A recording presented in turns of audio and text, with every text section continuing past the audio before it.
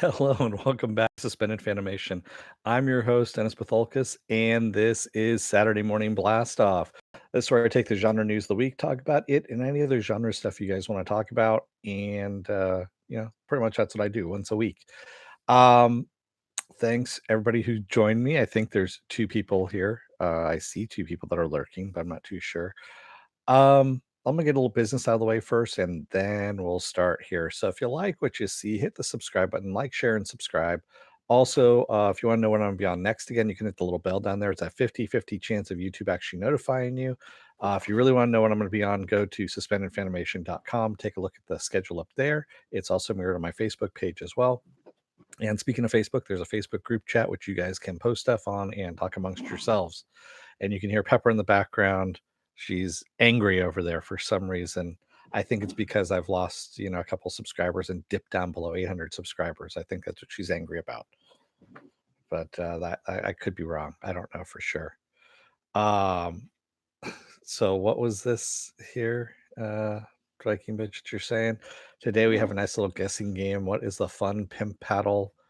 First one to get it gets a no prize. Oh, yeah.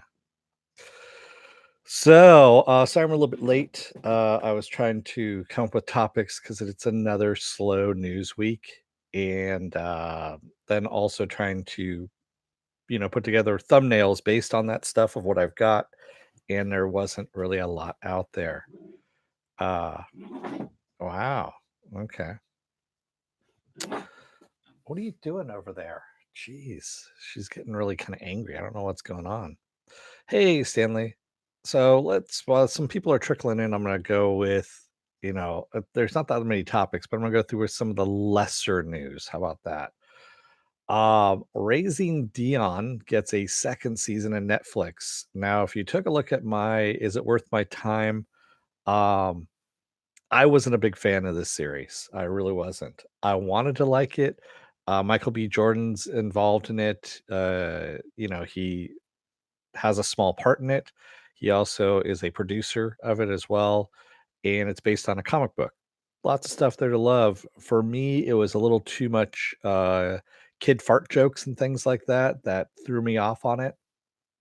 So yeah, I was not very, you know, not very up on it, to tell you the truth. It wasn't anything. I'm not going to revisit the second season. Let's just put it that way. So there's some stereotypes that were in it too. A lot of really, really bad stereotypes that I was kind of surprised about it. And, so yeah, I kind of just left it to the wayside there for other people. But yes, it's got a second season. I guess Netflix wanted to roll with it, and more power to them. I'm not going to be watching it. So there we go. Get a little bit of tea in me. Tea, as far as you know. So what else is there? Oh yeah, this was actually kind of funny. So The Mandalorian, the last episode of The Mandalorian, we had the two speeder bike troopers at the beginning, the comedy bit that was happening. And it turns out those two speeder bike guys were actually Jason Sudeikis and Adam Pawley. And Jason Sudeikis was the one that actually had Baby Yoda, or the child, or the asset, or whatever you want to call it, in his pouch. So he was the one that was punching Baby Yoda, in the pouch. Then, of course, Adam Pawley was the one that wanted to touch it, wanted to see it, and of course got bit by it and then punched it as well. So supposedly, Jason Sudeikis is catching a shit ton of crap from Star Wars fans for punching Baby Yoda. So much so that someone actually went into his Wikipedia page and changed it to him punching Baby Yoda, is what they're saying. Hey, Jarvis. So yeah, I thought it was kind of funny. Yeah, I thought that was yeah. You don't want to mess with Baby Yoda, exactly. And I guess it's a big thing. People are just really up in arms about it. Yes, I do watch Clone Wars. I am going to be talking about it, Jarvis, in a little bit here. Um, It's not all about Clone Wars, it's about a lot of different things, so I will be getting to that. But, so yeah, so a lot of people are up in arms about Jason Sudeikis punching an imaginary puppet, and I mean, people, you need to step back just a little bit from whatever you're watching and stuff, go outside, interact with some other humans, realize what the difference is between fantasy world and real world, and, you know, get a life, as William Shatner once said in a very famous SNL skit. Yeah. There we go. Um, I know. I know. How dare he? Exactly. They used to punch the puppets on Farscape all the time. Well, yeah, but no one watched that, Viking bitch. I mean, it wasn't like it was, The Mandalorian.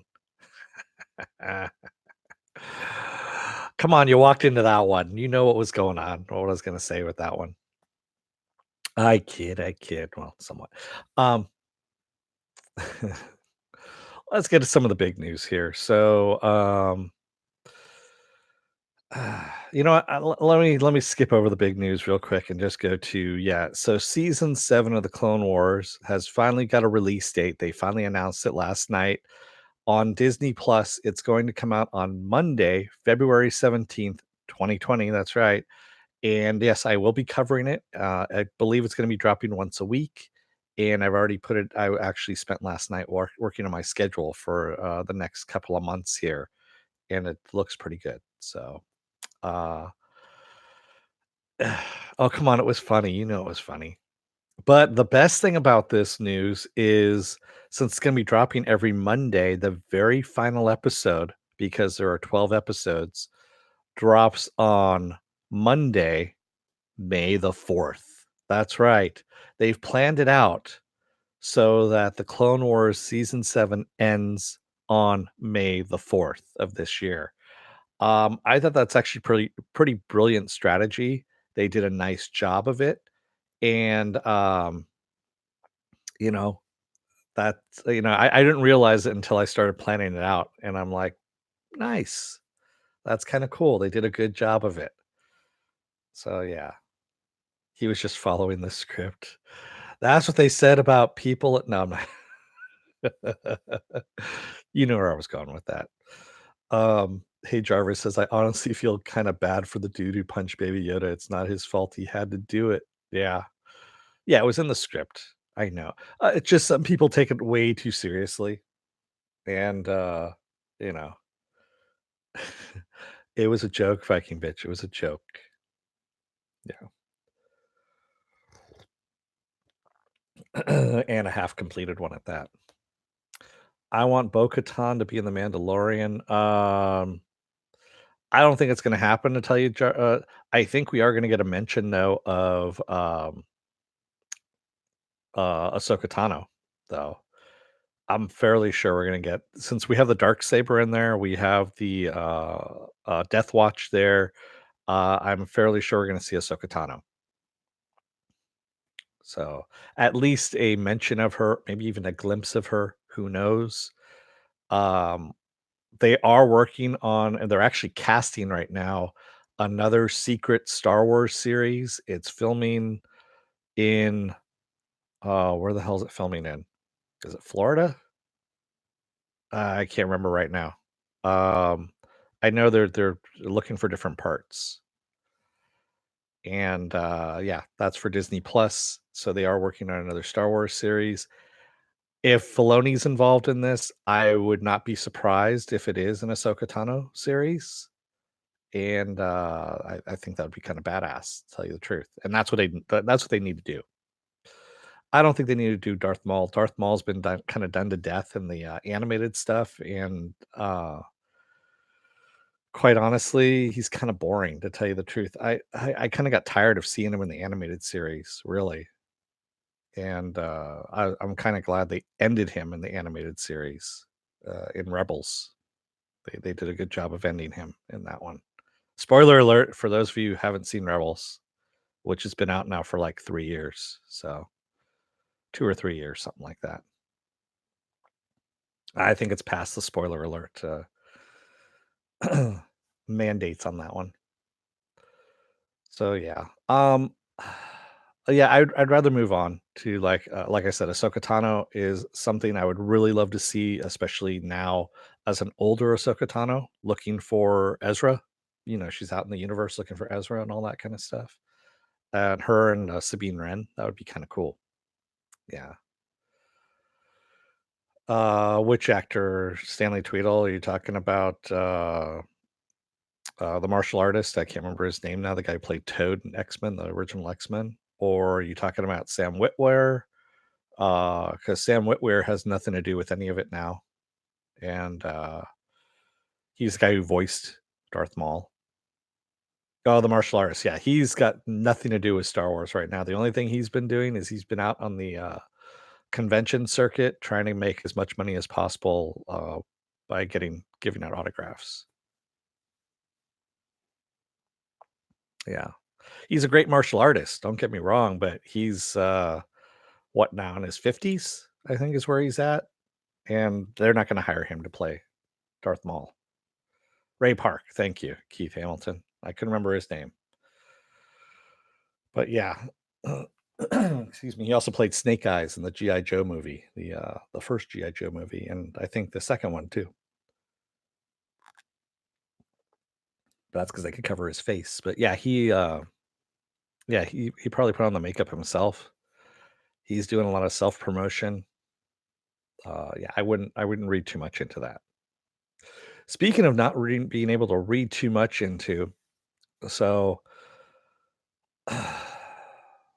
Release the JJ cut has started tweeting out, and there's a rumor now out there, and this is the same thing like what happened with Justice League, is that Disney is supposedly holding back a quote unquote better cut of the Rise of Skywalker that Abrams did, and have put it in their vault and will not release it. And supposedly it's a longer cut, from when he was cutting things down. And I honestly cannot see that actually happening because it's J.J. Abrams, one, and two, Disney is looking at the bottom line. They are trying to make as much money as possible. They know this movie is bombing out of the newest Star Wars releases. Um, Bombing being it's still making them money, but it's not doing what they thought it was going to do.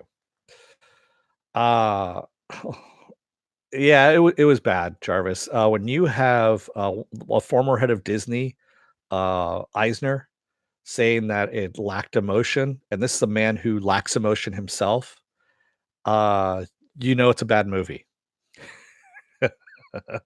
He is on record, Michael Eisner, as saying that The Rise of Skywalker had no emotion in it whatsoever, and he's right. It's I'm sitting there, I keep thinking back to this movie and what's wrong on it, and there's just too many things to really kind of put my finger on there. Daisy Ridley was fine. Again, this is something that she had to do.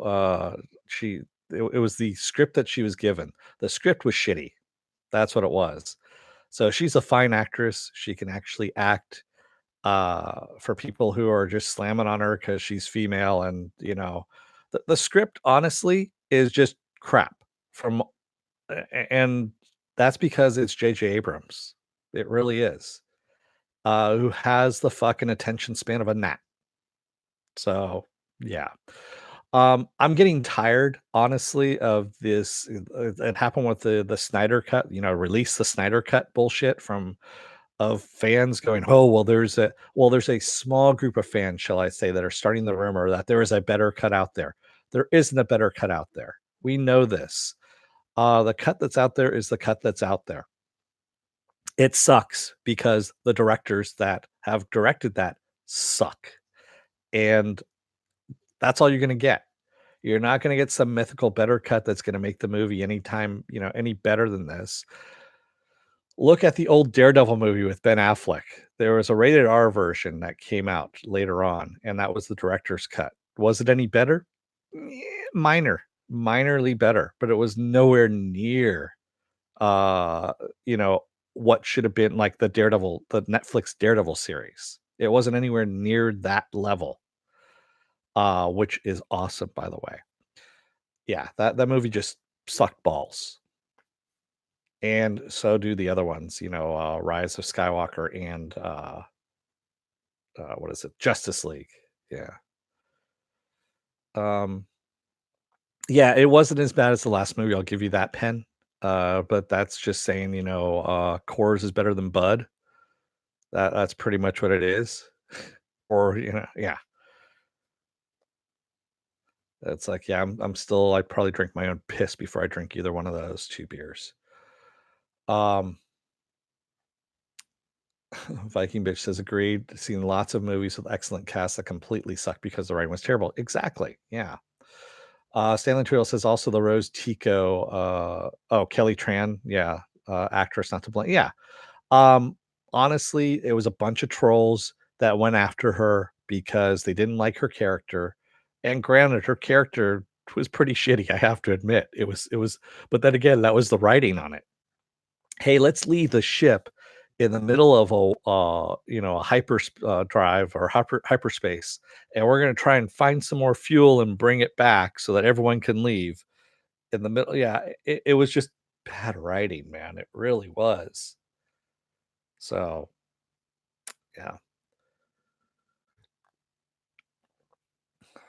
Uh, Penn says, "What? Bud is much better than they both suck." Exactly. Um, Jarvis says, "Clone Wars, Empire Strikes Back, The Mandalorian is the best." Yeah. So The Mandalorian keeps it simple. That's the reason why it works. And it's old Star Wars is really what it is. It has the nostalgia content there, but also brings in new stuff as well. That's what works for The Mandalorian. Clone Wars, same thing. It's bringing in new stuff, yet still relying on the nostalgia content. So it works on both ends. So you keep your old fans happy and you bring in new fans as well by bringing in new items, new characters, good characters, and there we go. Favorite Clone Wars episode? Oh, I honestly I'd have to go back and take a look. I haven't watched it in a while. Stanley Tweedle says The Mandalorian is not Shakespeare either, but it's good. Exactly. It's not Shakespeare. It's it's old school Star Wars is really what it is. It's simple. Um, it's you know a roaming samurai, if you will, or Ronin, really what it is, or the old westerns, which took the same stories anyway, and that's really what it is. And let's face it, that's what Lucas kind of based it on to begin with was the old Japanese movies. Everyone knows that the first Star Wars, Episode 4, A New Hope, was based on the what is it, the Hidden Fortress, which is a Japanese movie.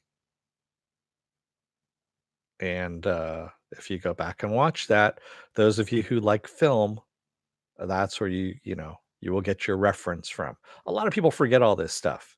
Is that a lot of these guys who went to film school early on actually base their stuff on stuff they learned in film school, stuff that they liked, and really that's what it is.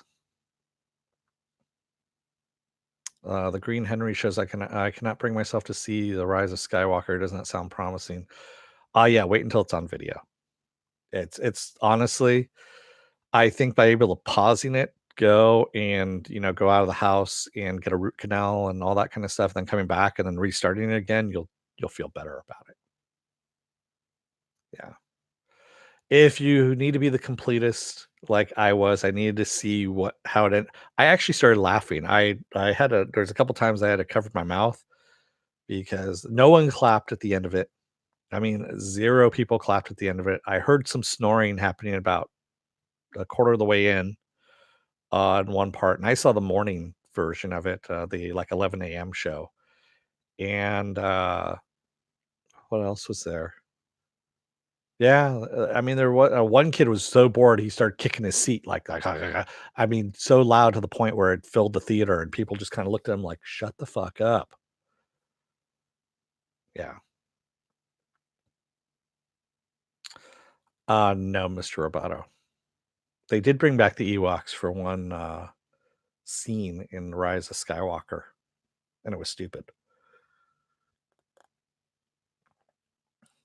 Yes, The Mandalorian does borrow from most samurai and westerns. Hey, Jarvis says, "Laugh out loud." A lot of people clapped at the premiere where I was. I don't know why. The Raylo reaction was like, yeah, the kiss thing. I was like, okay, sure, yeah. Everyone hates Ewoks, Jarvis. Everyone. So with that said, for those people out there that are starting these fucking rumors of the mythical better cut, stop it. Quite honestly. I know you guys are doing to get clicks on YouTube or whatnot, or, to increase your FaceTime or whatever it is that you're doing. Fucking stop it. It's the reason why I stopped looking at certain sites because I know they're just clickbaity bullshit. We got this covered. Um, Superhero hype. So yeah, I'm tired of that kind of shit coming out. I've gotten to the point now where I see those things in I see where they're coming from. I look where the source material is first. If I see an outrageous title when I'm looking for news, I scroll down to the bottom because that's usually where the link is of where the source material is from. Or I start scanning in between the article itself. And if I see it in there and I see a certain couple of websites, or I can track it back to a certain couple of websites because it's usually what ends up happening. I discredit it completely. I don't use it. There's a couple things that came out this week, as a matter of fact, that I thought were going to be good news items, and then I did some research and found out they came from the same news sources that suck balls and make up their own stories. I can make up a shitload of stories too. I'm very creative, but I'm not going to because that's bullshit. You guys are here to actually listen to a little bit of news, what's coming out, not some bullshit that I thought up of. It's not fair to you. It's not fair to me, quite honestly. Jarvis says, "Dude, Star Wars isn't Romeo and Juliet like Lost. Star Wars was Lost Stars was good. I love a tragic romance, not Anakin and Padme in Star Wars, but Rise of Skywalker. Yeah, Rise of Skywalker confused a lot of people. No one knew what the fuck was going on. The director didn't know what was going on because he didn't know what he was writing. Well, he didn't have a script to begin with. Again, he's on record uh, that he had what was it? They never planned out this trilogy. They knew they wanted to do a trilogy, but they never planned it out. So that from the get-go, when you don't plan out what the hell you want to do on a multi-billion dollar trilogy or franchise, you're in danger of shitting the bed. And that's pretty much what they did. Yeah. Yes, I do like Dave Filoni, Jarvis. Yeah. Stanley Twiddle says the new Reddit posts give a lot of thought. Yeah, so Reddit posts are just as much garbage, quite honestly, Stanley Tweedle. There's what was it? There's some author who said 99% of what's written out there is crap. It's that 1% that you need to go and find that's actually good. And that's pretty much Reddit in a nutshell. Yeah. All right. That's enough for my ranting on that. Word is the Rilo shippers hated this movie more than anyone. Nice. Good. I'm glad they're able to do that. So speaking of The Mandalorian, going back to that, Pedro Pascal is rumored to be in the running to play Moon Knight in Marvel's new Moon Knight series. So they're going to do this for Disney Plus. Yeah, sure. I mean, so far there's a small pool of actors, and right now I believe it's the only two names that I know of that are in there are Daniel Radcliffe and now Pedro Pascal. I could see Pedro Pascal playing Moon Knight. He'd probably be really damn busy between the Mandalorian and Moon Knight. He does not wear the hood most of the time. No.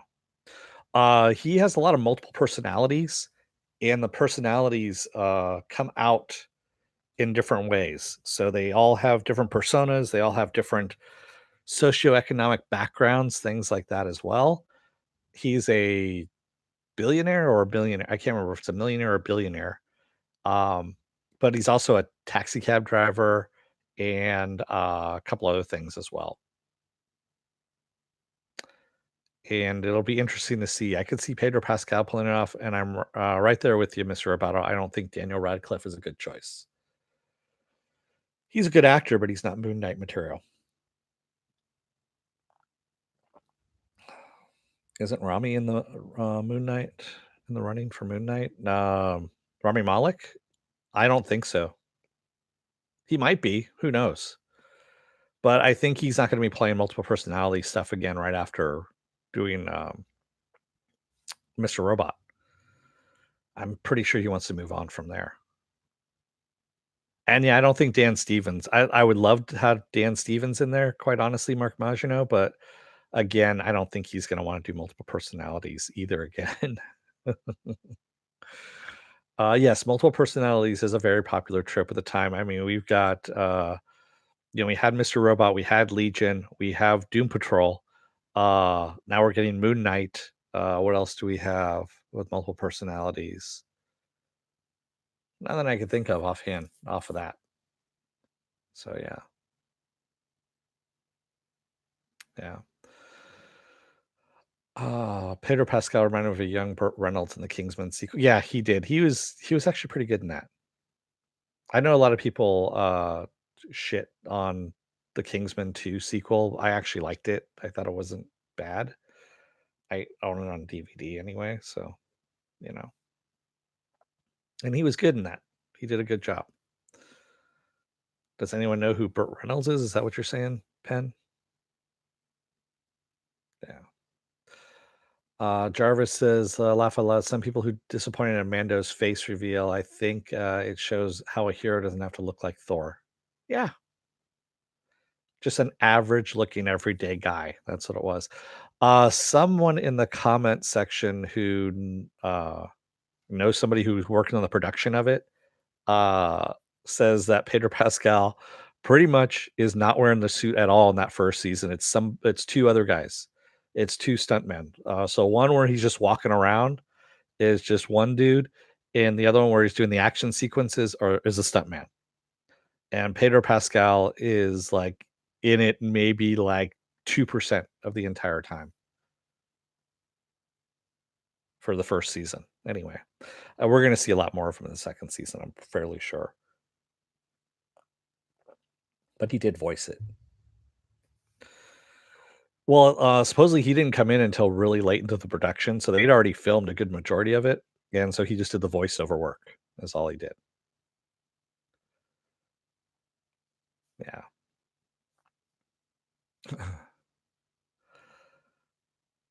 Stanley Twill says, "I heard that he was ugly.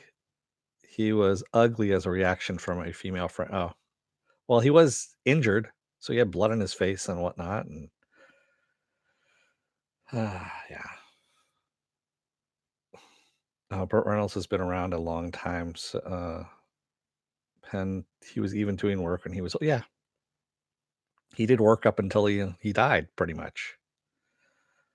Yeah.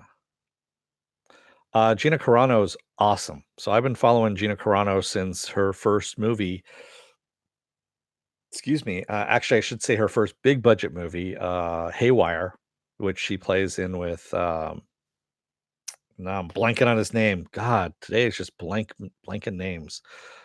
She has a great fight scene with the guy who played young Magneto in the X-Men movies, Fassbender, Michael Fassbender. There's a great fight scene between her, Michael Fassbender, and Haywire that is just brutal, ugly, and she choreographed a good majority of it, from what I understand, because she's an MMA fighter, or she was an MMA fighter. She was a former MMA fighter, and she kicks some serious ass in that movie. Her first movie, I think, was with Michael Jai White in a low budget movie that they did together, and Yeah, I haven't I think I caught a bit of it and I fell asleep. I was watching it way too late. Who is playing Frenchie in Moon Knight? I don't think they've cast that yet, Mr. Roboto. They're still in the, like, the really early casting phases.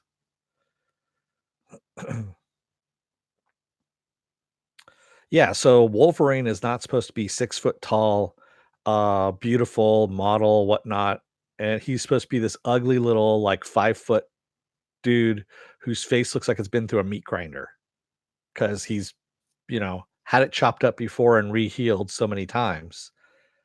And he's just, a pugilist, as they say, a brawler, a berserker. He is supposed to be ugly. He is supposed to be this runt, if you will. And that's what he's supposed to be. He is not a pretty person, even though he gets a lot of the Marvel women. So, yeah. Yeah, of course, Ahsoka is my favorite Clone Wars character, too. No, Mr. Roboto. If you go and take a look, there is actually a Marvel encyclopedia out there for the Marvel Universe that was released back in the 90s, if I remember correctly, 80s or 90s. He is set at 5 foot tall. It's online now, too. So the guy who played Punisher could have been good as Wolverine. Which one? You're talking about John Bernthal or Thomas Jane or Dolph Lundgren or Ray? God, now I can't remember his name. Bernthal. Okay. Yeah, Bernthal, everyone talked about him playing Wolverine too. Yeah, he would have made a nice Wolverine, but he played Punisher now, so I don't know if he could do it. Jane is not looking all that great lately, Penn, especially if you look at the expanse. He's looking pretty beat up. I think the alcohol's finally taking its toll on him. Excuse me. Yeah, him and his wife, Rosanna Arquette, supposedly love to party. Love to party. I saw him one year in person at, was it WonderCon? I think it was WonderCon in San Francisco, and he was drunk off his ass. I mean, he was pretty bad. And that was out on the floor too. He was out there because everyone was like, "Who the hell is that asshole?" And then they said, "It's Thomas Jane." It's like, "Oh, yeah." He likes to party. That's what I've heard. Yeah, yeah. It's very well known out there. So it's no allegedly or anything like that. It's known out there. So I'm not gonna, you know. Yeah, he was a good choice for the detective. He really was. All right, let's see what else I got here in the news. Um, oh yeah, this Monday, January 6th, Deathstroke, the animated series, is going to be released for free in its entirety on the CW Seed app. So for those of you who want to take a look at a new animated series that isn't going to be on DC Universe, take a look at CW Seed, and there's the Deathstroke app or Deathstroke series, I should say. Yeah. Other actors that have had multiple roles, why not Bernthal? Ryan Reynolds, Chris Evans, Yeah, true. This is true. Am I covering Deathstroke? No. It's gonna get released all at once. I know it's free, but yeah.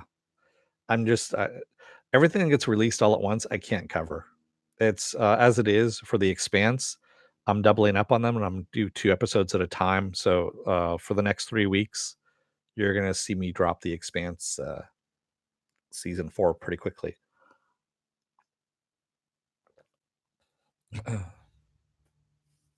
Yeah. Naari Williams, you missed your take on The Witcher. What'd you think? I liked it. I did an entire Is It Worth My Time, Naari, if you're interested. And you can see what I said about it over there. Sorry, I don't mean to point you to the other video, but it does say everything I've already said. Yeah. Uh Jarvis says, "I don't really like DC. I think it may be underrated because Marvel takes over, but I don't like it." Um, I actually like a lot of DC stuff, quite honestly, Jarvis. I like a lot of Marvel stuff too, but, there's some DC stuff in there that really goes out there, and, that's because of Kirby. Kirby, when he did his whole New Gods stuff, he actually took the entire DC Comics universe and put it on acid for the most part, and that's why I kinda liked where DC had gone at some in the '70s and the '80s for the most part.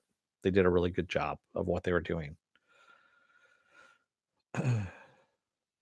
CW did Vixen, Constantine, and Earth X animated, so must watch to connect the whole story. Yeah, not sure about it exactly. Yeah. Penn Farm Girl says DC streaming has been so much better than expected, and Harley. Yeah. DC Universe has done a lot of really good stuff, quite honestly, and I'm very, very worried that AT&T is going to shit can them for when HBO Max comes out because HBO Max is going to you're going to see a lot of stuff get migrated over that way, and I'm not happy about it to tell you the truth.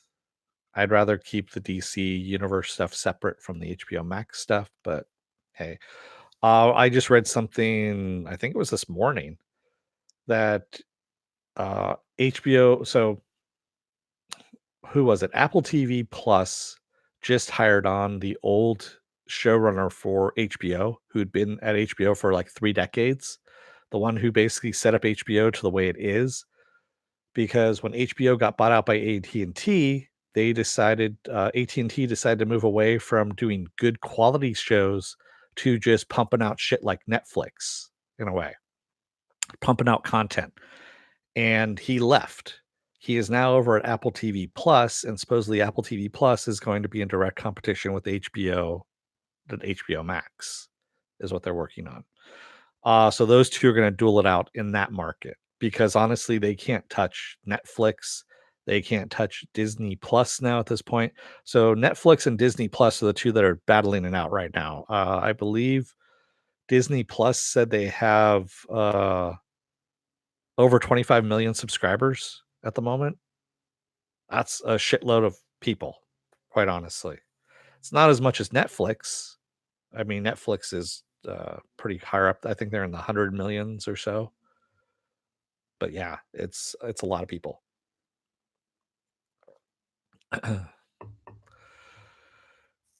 Um, Mr. Roboto says Harley Quinn shows good marketing ploy for the movie. No, actually, Mr. Roboto, it's completely different than the movie.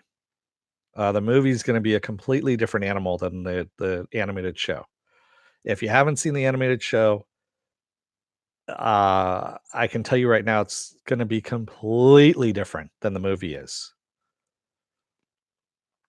Yeah, the movie's going to be it's the girl power stuff and whatnot, and it's gonna be told from Harley's point of view, but it's not gonna deal with the stuff that the animated series is, which is actually really well written. The Green Henry says DC is really great, and I think their live action content is on an upward trajectory. Lots of material to pull from. The Swamp Thing series, yeah, the Swamp Thing series made my top, list of 2019. It's a shame that thing was actually canceled, and again, that's AT&T for you right there. They probably looked at it and said, "You guys spent way too much money on this," and shit canned it for that. Yes, Viking bitch. I'm definitely in for Westworld season 3. I know a lot of people shit on the second season of Westworld. I loved the second season of Westworld, and I will be there for season 3, and I will be covering season 3 whenever I get word as to when it's coming out. Nairi Williams says, "Is Disney Plus really worth keeping? What's left to watch?" So right now they've got Harley Quinn. Stargirl is supposed to be coming out. I'm guessing the end of February is when that is, because that's when Harley Quinn stops. They've got movies that are coming out, like the animated movies, also live action movies as well. There's comics. If you are into comics, you can read all the different comics that come out. Old TV shows. I just saw they had the Kathy Lee Crosby version of Wonder Woman on there from the 70s, 73. And I was like, shit, I forgot that thing existed. But yeah, it's out there. There's a lot of stuff out there for it. You can always do the free trial and take a look and see what you think for yourself too. Uh, Stanley Tweedle says, "Wait for the worldwide release of D plus, then they will gain a lot more." Yeah, when they do the worldwide release, Stanley Tweedle, I agree with you. They are going to own. Yeah. Viking Beach says, "I got D plus free for a year because I have a Verizon account. I don't know if I'll be keeping it after my free trial runs out because nothing really interests me." There's a lot of stuff on there. I haven't even begun to dig into it just because, yeah, I'm not. Oh, he asked about Disney Plus, not DC. Sorry. um, yeah. So there is a lot of stuff to watch on Disney Plus. I mean, a ton of stuff. So a few items have been removed from Disney Plus, like The Sandlot, Home Alone, and I forget. I think Pirates of the Caribbean, the Stranger Tides one, because of legacy items on their licensing. But those will be coming back once those licenses expire at other places. So they kind of jumped the gun a little bit and they kind of threw them into their library, but they had to remove them because they still have the licensing deals. And once those expire, they will all live on Disney. So it'll be, you know how Disney used to, so back in the day when Disney was releasing stuff on VHS and DVD, they would release them for generations. So they would do Cinderella would release on VHS and then would go back into the vault for 10, 15 years, something like that. Then they would release it again. I'm talking about the animated Cinderella and put it out on DVD. And so people would have a chance to buy it, own it, and then, of course, it'd go back into the vault. That's not going to happen anymore with Disney Plus. Anything Disney related or Disney property is going to live forever on Disney Plus. They are not going to get rid of it. They are not going to remove it. That's what they say. Plus, they're adding new content all the time. So all the new movies that are coming out, the new Marvel movies, all of that are all going to be on Disney Plus as well for you too. Yeah. What is this VHS you speak of? You only know of Betamax? Lucky for you. The first season of Westworld was hard to get through on Harry. It was confusing, I'll give you that, but it's actually a good payoff. It really is.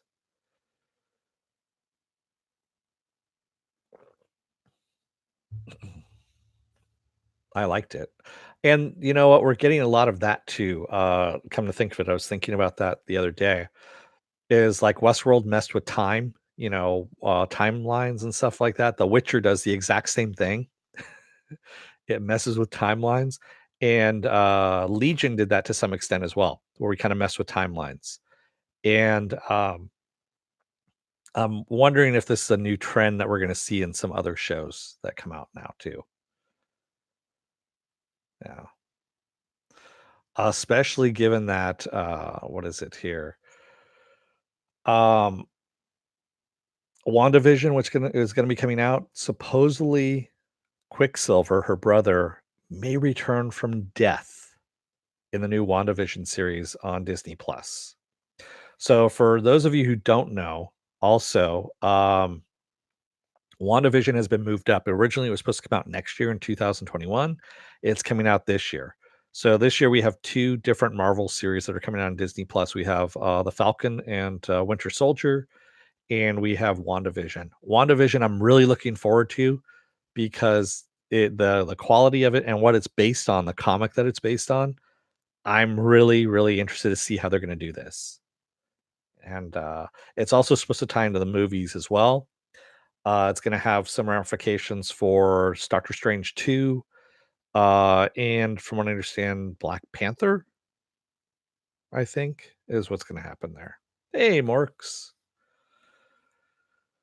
Yes, WandaVision is gonna be pretty damn awesome. Yes, I'm looking forward to Loki too, but that's not until next year.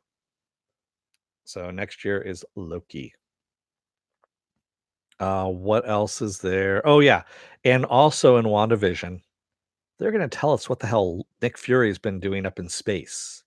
Which I'm fairly sure he's been setting up the arm of Shield that is called Sword. That's the acronym anyway, is Sword. And I'm looking forward to that as well because that means we're going to get some.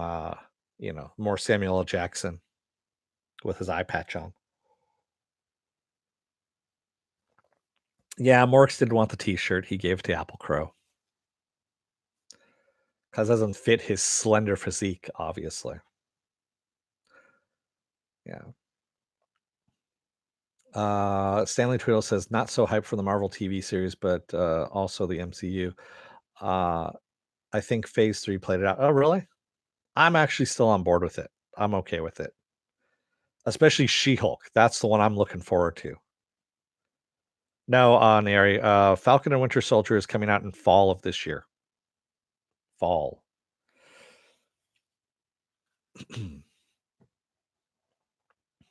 The Green Henry show says not exactly sure why, but I'm most excited for the Hawkeye series. That's if they can ever find out what they're going to do with it. Right now, that's up in the air because of everything that's going on with Jeremy Renner and his legal problems that he's having, or his divorce problems, I should say. And also, they don't have a Kate Bishop cast as of yet. So we thought they did, but that actress has gone over to Apple TV Plus to work on that Emily Dickinson show that she's on. And I don't know who they're going to find. Right now, that's all up in the air. That Hawkeye series is completely up in the air. They might just ditch Jeremy Renner altogether. They're trying to see. They're keeping it very quiet as to, yeah, we announced that, but hopefully no one asks about what happened to it. What are my thoughts on Thor: Love and Thunder? I'll see what's going on with it. I mean, I heard the comic was really good. I never read the comic. I heard the story. I've read the synopsis of the story, and it looks pretty good. And I'm like, sure, as long as they throw in the whole thing about Jane Foster, about what's going on with her in the human form, then I'm in for it. If they don't throw that part in, then I'm like, yeah, what's the point then? Because that's actually kind of what makes the whole story have some weight to it as well, and also makes you wonder how is this going to end? Is it going to end well, or is it going to end badly? Uh, get these motherfucking aliens off my motherfucking spaceship. Exactly. No, you don't want my used t-shirt. It's a large, Mark, so it doesn't fit you. Jarvis says, are Jane and Valkyrie going to be? No, they're not. No, they are not going to be a couple or an item. Yeah. Jarvis says, I don't like Natalie Portman very much, but Valkyrie was such a good character in Thor. Um, I like Natalie Portman. She's a good actress. She just hasn't picked great roles recently. Other than I haven't seen Lucy in the Sky. I want to see Lucy in the Sky. I didn't hear good things about it, but I do want to see that because, of course, Noah Hawley, uh, who directed that one, wrote and directed that one. So, a couple of art for Viking bitches. I haven't read the female Thor comics, but I thought the story sounded great. Yeah, yeah. Andres Merrick says that reminds me when I see Spider-Man: Far From Home today and seeing my city in it. Oh, Prague, nice. Totally misrepresented. Yeah, that's like me watching Venom and my hometown of San Francisco, and I'm going, how did he get? Wait, why do they have a space, a space platform, a rocket launch pad in the middle of the bay? You can't do that. Yeah, you got millions of people around there. Anything that goes wrong, yeah. But yeah, I heard Annihilation was good. It's sitting in my queue, and honestly, I just haven't gotten to it. The last thing I think I saw Natalie Portman in, I'm kind of embarrassed to say this, was His Highness, yeah, the pot smoking fantasy movie where she had a butt double. I think that was the last thing I saw Natalie Portman in. Yeah, I'm not ashamed to admit it. I actually watched it. Um, well, yeah, she wasn't given any direction in Star Wars, and I heard she was great in Black Swan. I haven't seen Black Swan either. I know I'm a bad person. I'm just not a big fan of the director of Black Swan. Yeah.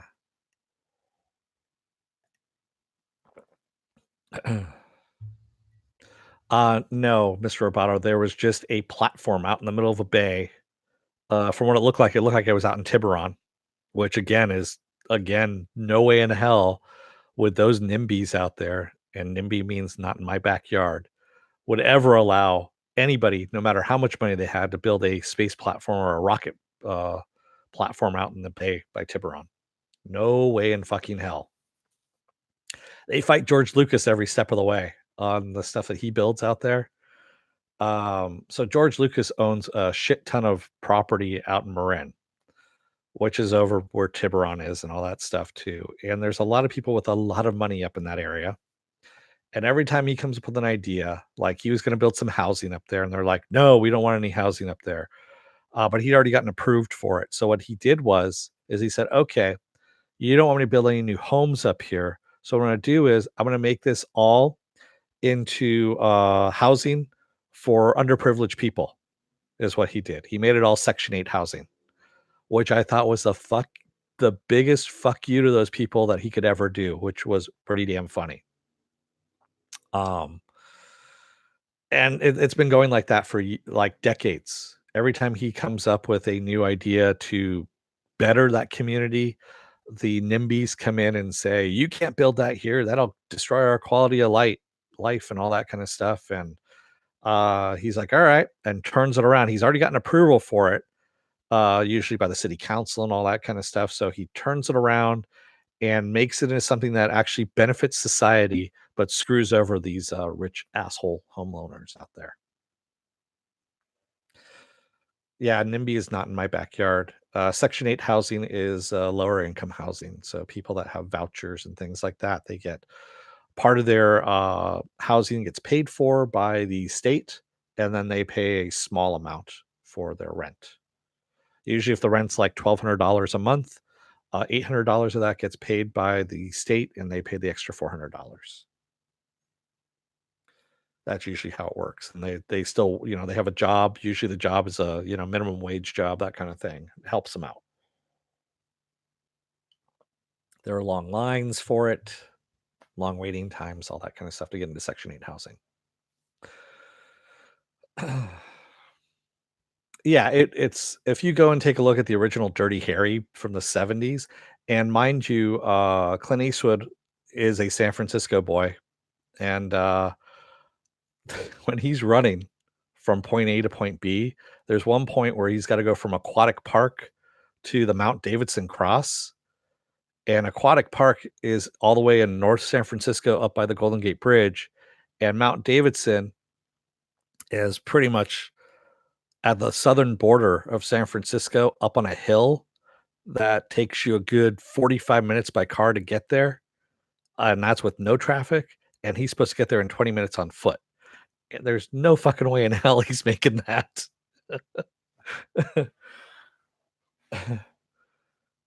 So yeah, that's the thing that was kind of funny about that one. Hey Jarvis says, why did Ray say she was a Skywalker at the end? She's not. She adopted the name. That's all it was.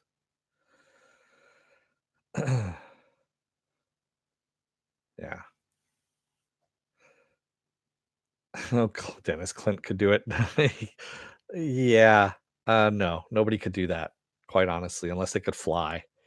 Iron Man could probably do it. I don't even think with a jetpack on you could actually get there in 20 minutes. Yeah. She didn't want to scare people, man, by saying I'm a Palpatine. Deal with it. So Uncharted, the Uncharted movie has lost yet another director. I believe this is director number 3 now. And so it's supposed to be opening up, I believe, next year, if I'm not mistaken. Uh, and remember, it's already got Tom Holland and Mark Wahlberg on board. But yeah, Travis Knight, who was supposed to, this is a guy who was an animation director at Leica, and this was supposed to be his live action directing debut after after doing Bumblebee, and no, he's gone. at this point. They say sources said Sony will still intends to move forward with the film with a new director and a new release date. So obviously they are changing the release date on that. This movie is cursed for the most part, and I'm pretty sure since Avi Arad is involved with this, it's for all the shit that he's put Marvel through with this Spider-Man productions. Yeah, but don't be surprised if you lose the two actors in the meantime, because I'm fairly sure that's what's going to happen with them. Yeah. Um, Andres Meyer talking about. I don't know what you guys are talking about now at this point. So Nayara Williams says, "Ooh, do you think? What do you think about the New Mutants still being released this year?" Um, I'm fairly sure Disney's just going to use it as a write-off. I know there's been so many rumors about this that they've gone through and done reshoots again on some stuff, that they're going to go and use the original horror cut. I guess there was a cut of the film that was done as a horror movie, and then for some reason Fox, before they got bought out by Disney, decided to recut it into a superhero movie. And so they brought back some of the actors to refilm some of the stuff. And then they were like, no, now that Disney owns them, they looked at it and they're like, this is shitty. We don't want, this is just really shitty. So I guess they looked at the original cut of it, liked it, and that's the one they're going to go with. I don't know. It keeps going back and forth. If you read the trades at all, it's so confusing. No one knows what the fuck's going on. But I think Disney's just doing it now just to because they have it, and they are going to, you know, use it as a tax write-off if they lose money off of it. What's your favorite franchise? Uh,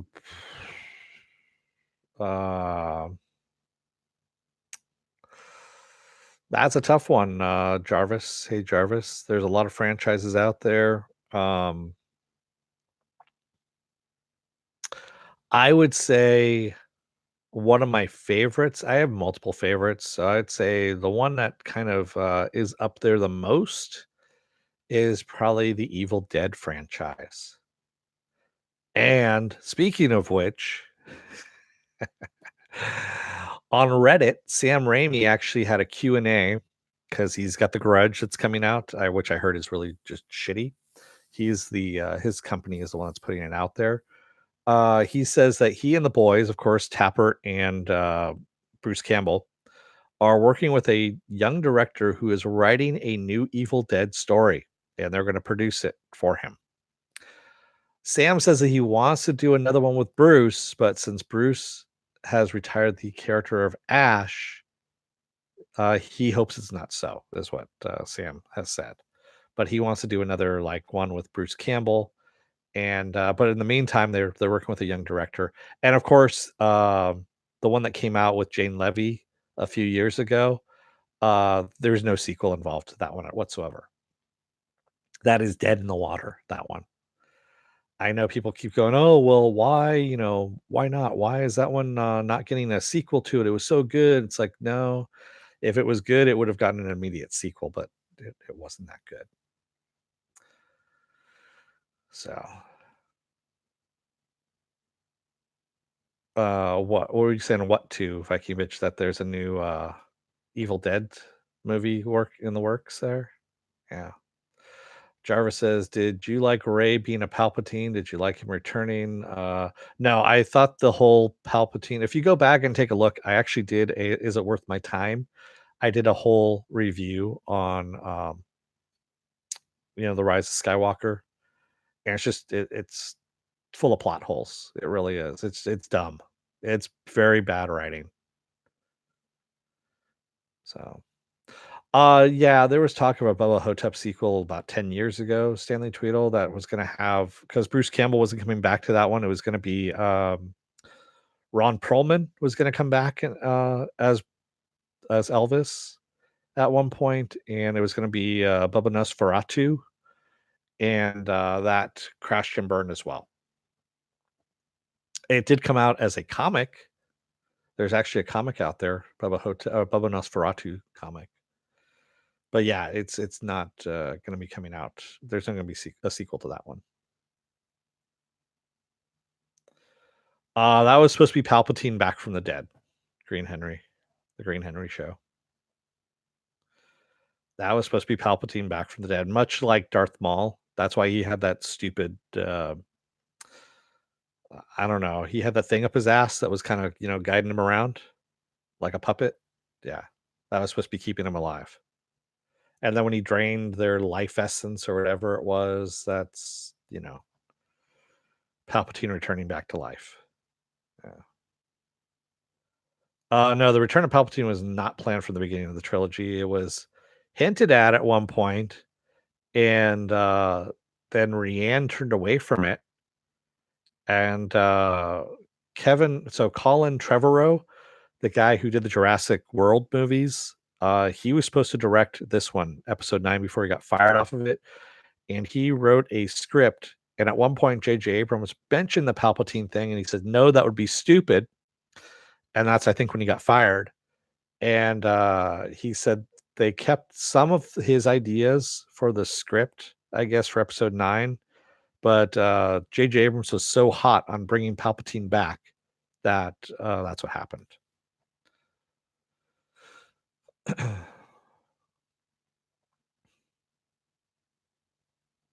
Uh, who is Palpatine's girlfriend? Well, you know that, Shimmy was, so Darth Vader, they always hinted at that Darth Vader was, actually in the comics now, they have confirmed that Palpatine is, Darth Vader's father. Yeah. So in the comics, it is canon that Palpatine is Vader's father, and, so if that's the case, then that she is a Skywalker, quite honestly. She's kinda somewhat related. She's in that same vein, if you will. No pun intended. Um, yeah, he just because he can actually, make women pregnant through using the midichlorians and all that kinda stuff. Yes, I brought up the midichlorians, I did. And that's why Shimmy had the, immaculate conception thing. And that's what he did with, his son. That's how he got his son as well. He notice he has boys. So, yeah. Andres Merrick says, "After I watched The Rise of Skywalker, I realized it's a shared universe with Watchmen. Dr. Manhattan spent, his time on the island with the Porgs creating life and created the Force by accident in the milk." Um, yeah, I don't think so. Was it Dr. Manhattan or Miss Manhattan, Andres Merrick? You have to be, kind of you kinda have to be a little more clear on that one. I'm fairly sure it was Miss Manhattan. Hey, Jarvis says, "How could someone as unattractive as Palpatine produce such using the Force? The Force was not just for Harvey Weinstein." Um, yes, I know I'm gonna get a lot of hate mail on that one, but, it's true. So, new Star Wars movies equal Dumb and Dumber. I agree with you, Dante. Yeah, those were pretty bad movies. Yeah. Hey, Jar, how's it going? Ah, for real, Bruce Campbell not needed. No, actually, Bruce Campbell is needed. So if you go back and watch that first movie, the first Evil Dead movie, there's a reason why they remade it in the second movie, is because the focus isn't on Ash at that point. It's kind of all the characters in the cabin, but he stands out as the person, as this uh as an actor, I should say. And that's the reason why they remade it in the second movie and focused on him, and why it works with it's basically a one-man act if you look at the second movie. It's a one-man stage play, and it works. And it's all because of him. Will Daisy Ridley become a prominent actress? It depends on what role she picks up, quite honestly. Yeah. Yeah, I agree with you, Viking Bitch. There really is no Evil Dead without Bruce Campbell. I mean, look at Jane Levy. She did a good job, but no one really cares about. I mean, she wasn't the new Ash, if you will. If anything, with the series that was on Stars, Kelly and Pablo, they should just do a series on Kelly and Pablo is where they should go with it. And you can have them, Ash is in the future. They are still here in the past or in the present, if you will, dealing with shit that affects him in the future. There you go. I just fixed your Evil Dead right there. And there's your movie. There you go, Sam. Call me. I got an idea. I can bring Bruce back into it. Uh, and it'd just be based off of off the Stars series. Yeah, had a good premise right there. Everything's good. It's right there. You just need to roll with it. And he can even use his daughter in there as well, all that kind of stuff. Yeah.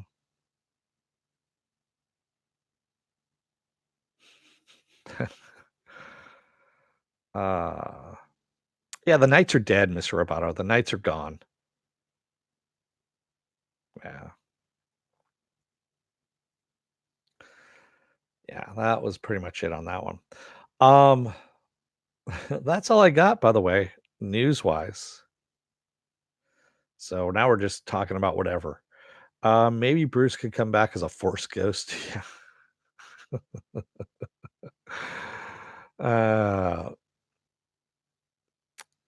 You could still have Bruce in there, like I said. Have it set in the both the present and in the future, because we've already seen Bruce go to the future and have whatever's happening to him there being so you could have it where he is actually sending notes back to the present, back to Kelly and Pablo, in order to fix shit that's happening to him in the future using the book. Yeah. There's ways of doing this.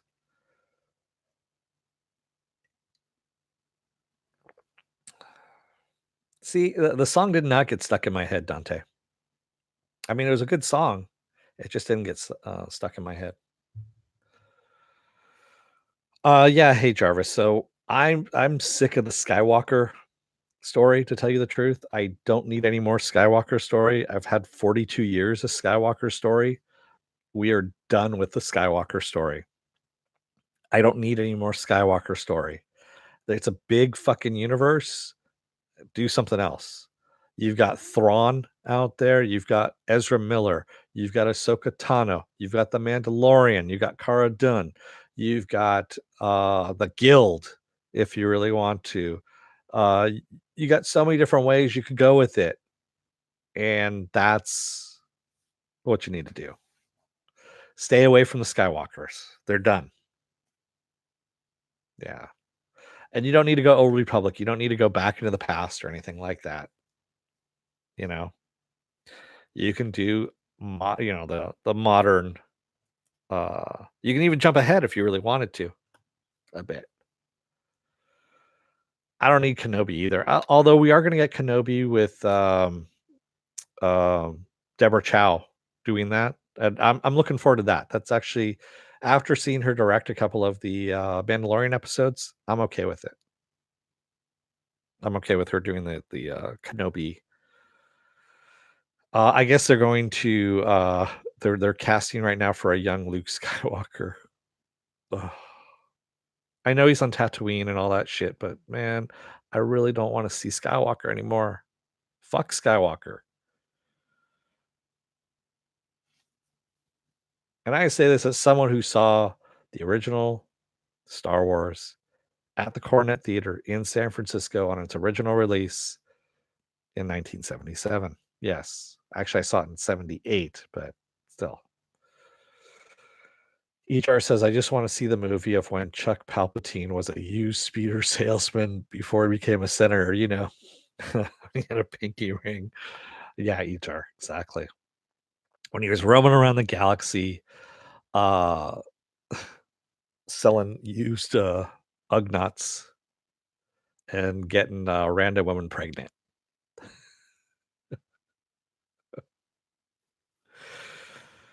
Oh, man.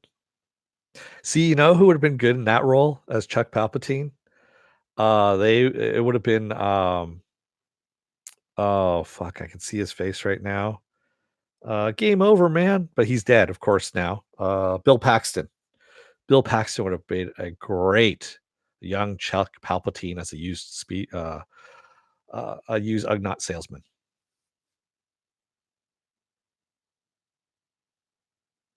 That would have been awesome. But unfortunately, Bill Paxton passed away. So yeah, we don't need Knights of the Old Republic. HR says, I saw Star Wars before it was episode 4 at Mann's Chinese Theater. Exactly. Me too, HR. Like I said, not at Mann's. I saw it at Cornet, but yeah. The Cornet Theater no longer exists anymore in San Francisco, which is a shame.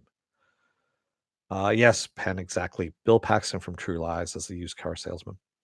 Stanley Tweedle says, by the way, how long did the Empire last? The Ugnaught said he slaved for 3 generations. The Empire was not that old.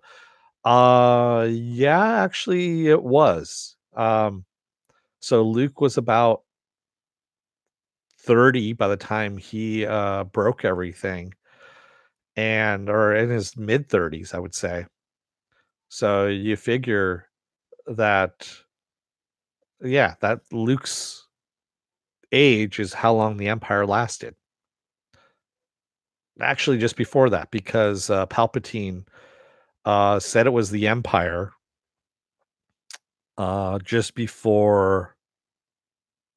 Was that in episode 3 that yeah, in episode 3, he claimed that it was now the Empire.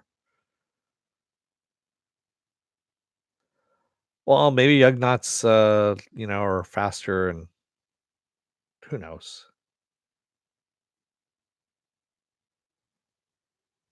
Yeah, they have shorter lifespans, who knows? Dante S says, "I think I'm the only person in the world that thinks the Baby Yoda concept is drawn out and stupid." Really? Yeah, you are the only person. Mr. Roboto says, "Dwayne Johnson could be the net." No, could not. Dwayne Johnson needs to go away as well. I'm sorry. I mean, if he gets any bigger, he's probably gonna explode out of one of his nipples might take out someone's eye. Yeah. Ah. What else have I got going on this week? Let's see here. Tomorrow I'm rerunning the Mr. Robot contest because the 4 people that I chose, nobody fucking got in contact with me for the mask over here or for the keychain. Nobody. So I'm rerunning the contest. I'm taking those 4 people out and I've still got the spreadsheet and I'm going to rerun it. And we'll see what happens then. If nobody answers me then, I've got some ideas for, who it's going to. Yes, Is It Worth My Time on Monday is going to be Lost in Space Season 2. I'm gonna be talking about that. Let's see what else is on there. Tuesday, of course, is The Expanse episodes 5 and 6. I'm doing 2 episodes, 5 and 6. Wednesday, I'm off. Thursday, I'm off. And then we come back to Friday with Harley Quinn. Harley Quinn. Yeah. Have I tried replying? No, I haven't, Stanley Tweedle. Quite honestly, I've posted it up, and there's videos on it. If they, if they look at the description of the video, it has their name in it. I look at it this way: there's only so much I can do. I'm not going to chase people down for it. So if you can't read the description of the video that has your winning name in there and what to do, um, I don't know what to tell you, quite honestly. I know what to tell you is that it's going to somebody else. Miss Roboto, could you do a prize away of the gifted box? What? No. This stuff actually costs me money, Mr. Roboto. It's not that it, just magically appears.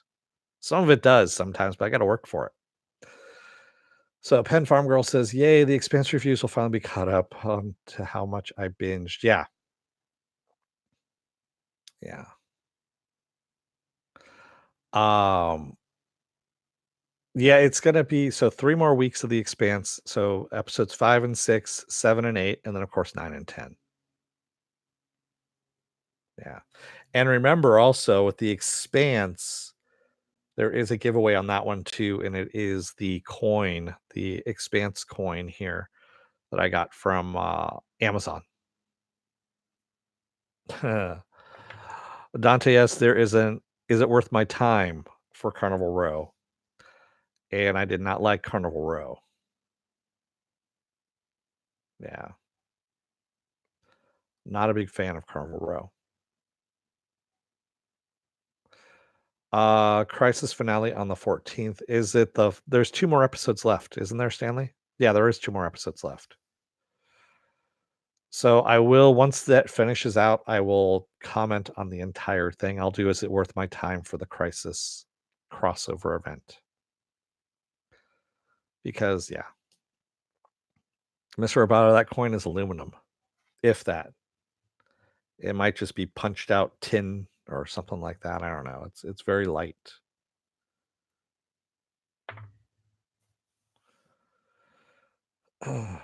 That's right. I am working on the street corners, HR. Should ask your mom about that. Um, Seeing her out there with me. See what happens when you start talking shit in the chat? Mork says agreed. I've already suffered enough with the poster. Hopefully you frame that thing, Morks, and have put it in a spot of posterity within the house. I know you moved, so I want to see pictures of it up in a good place. It's next to your Godzilla. Nice.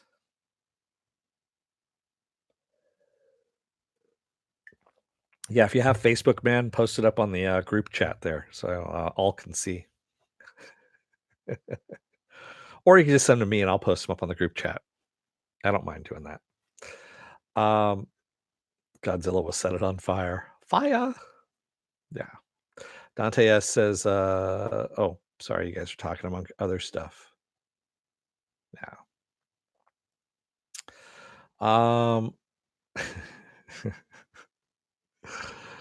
Yeah, I'm sure he treasures that Titans poster. You know, I worked hard on getting that one too.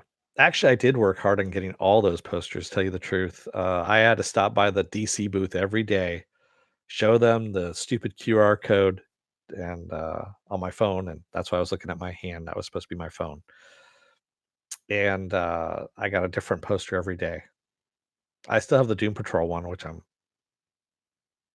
think I might give that away for season 2, possibly. I might keep it. I don't know yet. I have a Young Justice one as well. That's still in here. And the Swamp Thing one went to a good home.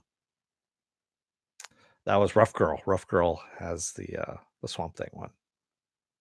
I haven't seen Rough Girl in a while either. In here. Yes, and Humans was the worst Marvel show. Yeah, it has been the worst Marvel show. Were you in the hot pants or just the tube top? I was not. I was in the leopard print bikini. Is what I was in EHR, if that's what you're looking for. That's right. Ed Brewer did get the boys coin.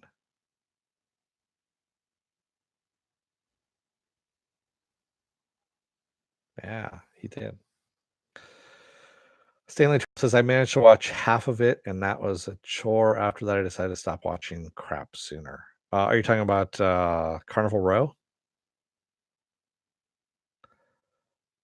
Um, what show is worse than, what's worse than in The Inhumans? The Passage. I would say The Passage was pretty fucking bad. The Passage was very bad.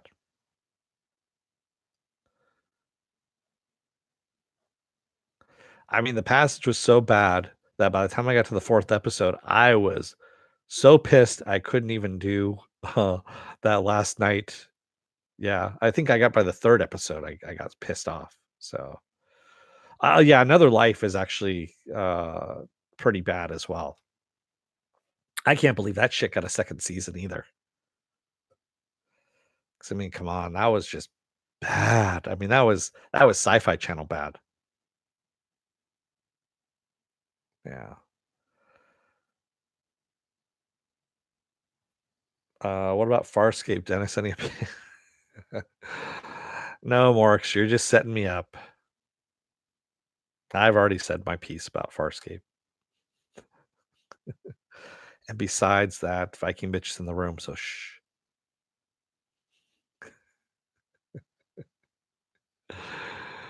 Uh, yeah. I think the Muppet Show did it better though. That's all I'm gonna say. Um, and I'm talking about pigs in space. So, The Gifted is the worst. Yes, it is. I agree with you, Mr. Roboto. EJR says I checked out during its previews. I didn't want to hate watch or break my TV. Which one are you talking about? Inhumans or The Passage or The Gifted or Farscape or The Inhumans? Yeah, The Inhumans is much worse than The Gifted. I mean, The Gifted at least had Blank in it, and fuck, now I'm just blanking on his name now. I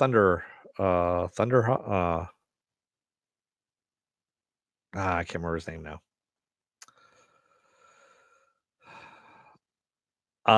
No, I'm not Viking bitch. Seriously. Yeah.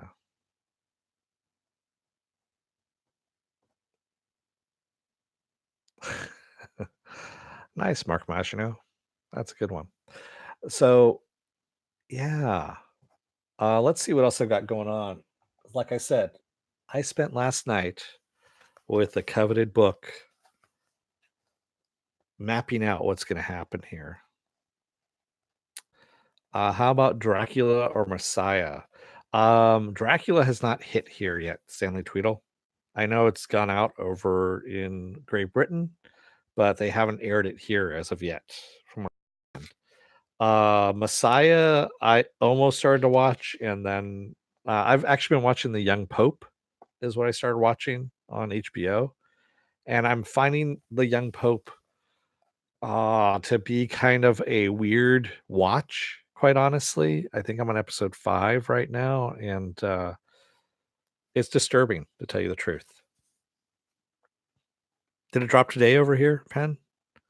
Okay, if it dropped today, I might take a look at it. I know it's a 90-minute thing, so. Oh, it's on Netflix. Okay, I'll take a look. Let's see. Let's see here what I got going on. Oh, that's right. So Avenue 5, the new HBO series, drops on the 19th of this month. So I'm going to start that. That's a Sunday. And the same week, Project Blue Book starts on Tuesday, the 21st. So I'm going to be doing both of those shows as well.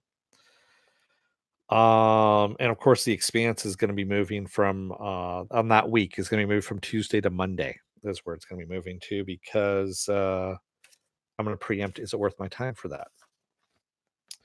What else do I have here? Yes, and of course, The Clone Wars comes out on Monday, February 17th. So that's going to fit in nicely between Avenue 5, The Clone Wars, and then Project Blue Book. It's going to be Sunday, Monday, Tuesday. There you go. That's the stuff that's going on. And exactly. Keep checking out the schedule. Yes, Mark, season seven's coming out on Monday, February 17th. I talked about it earlier on. And if it drops weekly, which I'm pretty sure it will on Disney Plus, it finishes on Monday, May the 4th, which is pretty fucking awesome that they planned it out that way. I'm glad they actually did that. I wonder if Dracula could get Moyer as he played a vampire. From what I understand, that the the reviews have not been kind to this Dracula. Yeah. Mark Maginot says, "Is Gatiss or Moffat the main writer of Dracula?" I hope it's Moffat, though. I don't know, quite honestly. Um, Campy. What? What's campy? Oh, Dracula is very campy. Not sure everyone will like it. Oh, I'll take a look and see what it is. Yeah, I kind of figured it was going to be campy when I saw that whole thing with the nuns standing in line and all in kind of unison pulling out the stakes. And I was like, oh, so this is going to be a campy version of Dracula. Got it.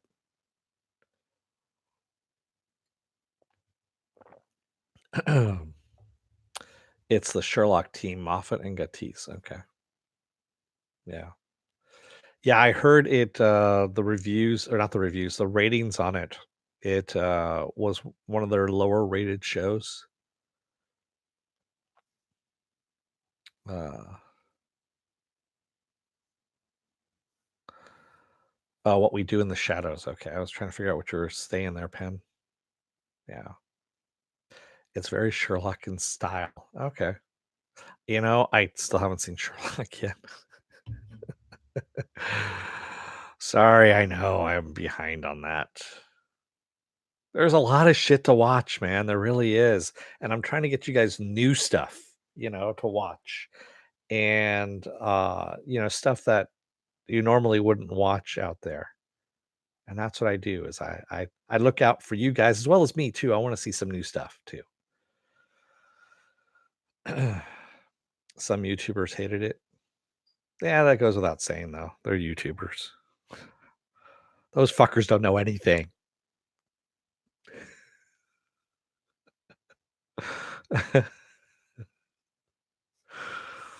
I say this as I look into the camera. Yeah. Uh, yeah, honestly, uh, YouTubers are a dime a dozen, myself included at this point. And so yeah, I'm not I do not hold myself up as the end all be all of things, quite honestly. I just say, hey, I'm a fan like the rest of you guys. If you like what I'm throwing out there, what I'm watching and stuff like that, more power to you. Yeah, a lot of British newspapers really hated it. I saw some of the reviews. I was like, wow, that's fucking harsh. Uh yeah, I've seen a lot of versions of Dracula too. Way too many versions of Dracula. So what are you trying to do, Dennis? Broaden our horizons? Sometimes. Or sometimes just drag you down the gutter with me, like where I'm at.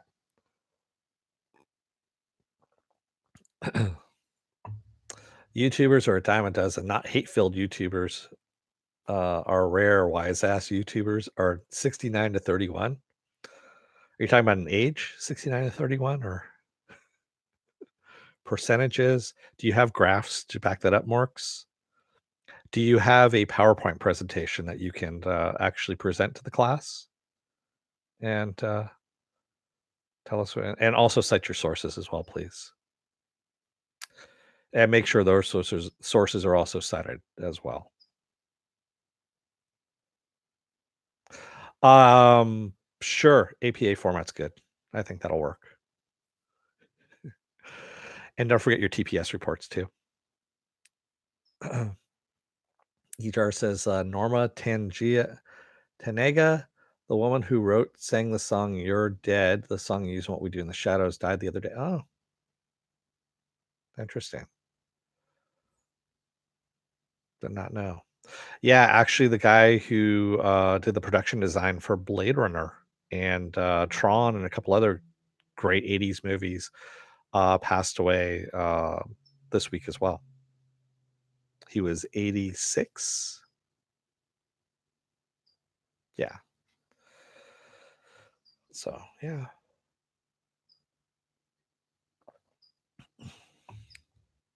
Basically the inspiration for the Elon Musk truck. Yeah, those YouTube hosts, they're fucking assholes. They really suck. I agree with you, HR. Um, so, so I've mapped out my plan for the next, month or 2 here. You guys I've heard it. You know where I'm going this year as it is. I'm still working on stuff for the Patreon page. Yes, I am. Um, again, I just need a time. See, I just beat you to it, Marks. Ha ha. You didn't think I was going to talk about it, did you? But I did. I did. I beat you to it. YouTube host with Tesla beanies. I wonder who that could be, Stanley. There's a lot of them out there, though. Um, Elon Tusk. Yeah, I know it's been months for Patreon. I know. I just don't feel Patreon bothers me, quite honestly. It really does. And that's why I've been dragging my feet on it, quite honestly, is I'm not a big fan of it. I'm really not. So if I was a little more hip to it, I guess you could say, or into it, then I would probably embrace it a bit more and work faster on it, but I'm just not. That's the reason why I've dragged my feet on it. That and also I just don't have a lot of time. If you looked around my apartment right now, my condo here, you would see, I don't have a lot of time. Yeah. So hipster panhandling, exactly. I do not like pimping myself. Unless, of course, it's to get press passes into Comic Con. Then, of course, I put my ass out there, which I have done. I'll should know hopefully sooner or later from Comic Con whether or not I'm getting in. And it looks like I might be going to New York City Comic Con this year as well. So we'll see. We'll see how that goes. Actually, Pepper needed to be washed, is what she needed to be. She got a little bath the night before last and was not happy about it. She was very, very not happy about it. She was being kind of a little asshole, pretty much. So I kept her in the bath a little bit longer than. Oh yeah, but yeah. So yes, New York City Comic Con. We'll find out what happens. It all depends. So we got to see who is going to be appearing there, and so a buddy of mine is a long, long, long time friend of mine is actually proposed the trip and everything.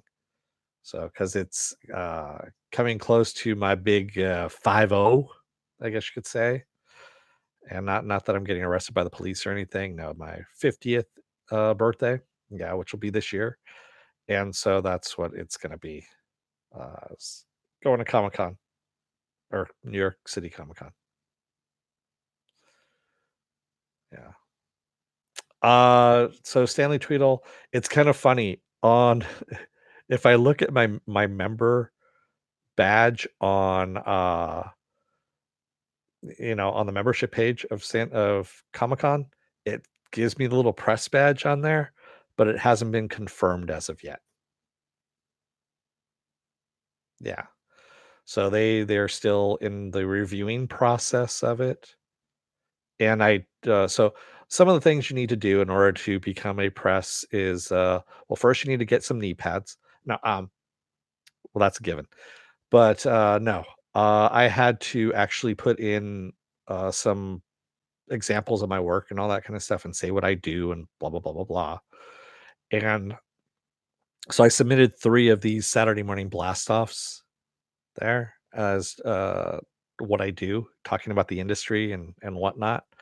And I'm pretty sure they're gonna look at that and go, "Fuck no, we're not gonna let him be press," because he doesn't know what he's talking about. We'll see. Yeah. Uh, Mr. Roboto says, "So for the big 5, definitely get the big steak." Yeah. Ah. Well, I know where their offices are. Remember Barry's Blue? Kind of. It depends on how much they're teased, Stanley. Um, yeah, hopefully SBO gets me accredited there. Show them all the shows. Hey, it's never been proven, Morks, that I've canceled shows, okay? Hey, look at The Mandalorian. The Mandalorian survived. The Mandalorian's flourishing, as a matter of fact. So is Harley Quinn. Fuck, I've just doomed that show now. Um,